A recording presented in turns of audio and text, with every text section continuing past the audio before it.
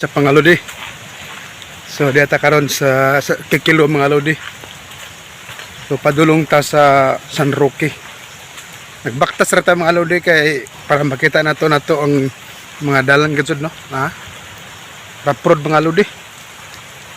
So gikan ko sa kikilo mga lodi, baktas ko padung San Roque. Pero dito ra ta kutob sa kuan mga lodi, sa hanging bridge. Tanaw na to ang hanging bridge mga lodi. So nagbaktas ra ta kita rang usa mga lodi da. Padung ta sa hanging bridge. So naghilmit pa ta mga lodi kay ulan. So habang naglalakad tayo mga lodi, no? Ayan mga lodi, may ano dito, may poste na natumba. Ayan no.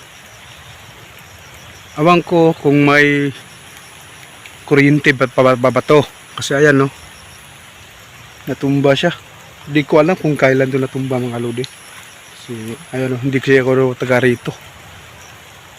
Ayan no, natumba. So baka may kuryente pa yan. Ay parang wala na. So parang nandito na tayo mga lodi. Kasi rinig ko na yung agos ng ilog.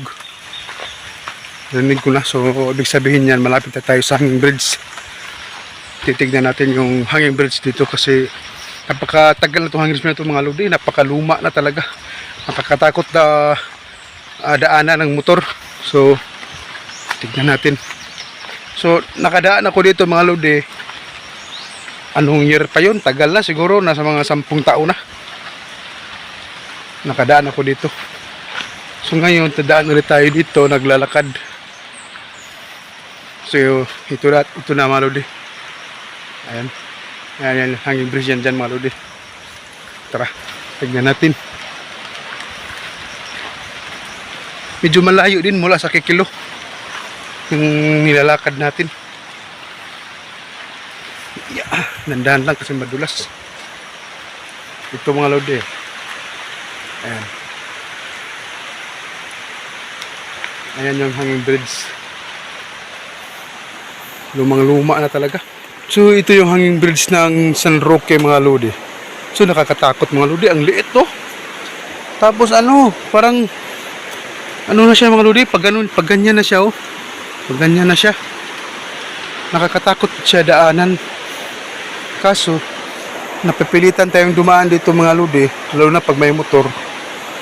Kasi mga lodi, wala talagang walang ibang daan. Ayan walang ibang daan mga lodi. Dito walang ibang daan. So talaga dito ka talaga dadaan. So pag yung habal-habal yung dala mo na motor, sasabit dito sa gilid. Sasabit. Kasi may bubong yung balhabal So kailangan dandahan lang para hindi masira yung bubog mo. Madulas pa yung yung daan itong tabla. Madulas kasi maulan. Tapos dito mga lodi, ayan pababa siya, madulas din Dan mga lodi, San Roque na yan dyan, medyo malapit na yan dyan. So hindi tayo bababa mga lodi kasi madulas, nakakatakot, baka madulas tayo. Kasi maliit bukod na bulok na yung mga mga kahoy.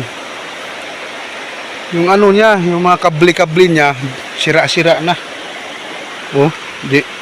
Tali-tali na lang nila ng mga wire mga lodi.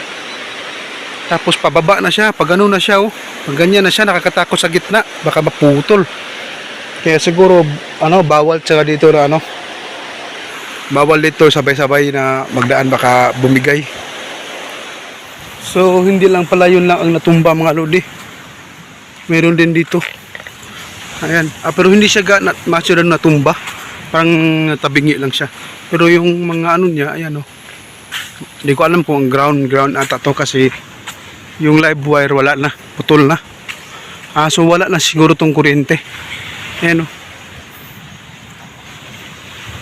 Ayan. Ay, hindi ko alam kung may kuryente pa ba to. Live wire ba yan? So malapit na tayo sa kikilo. Ayan, kikilo na yan dyan.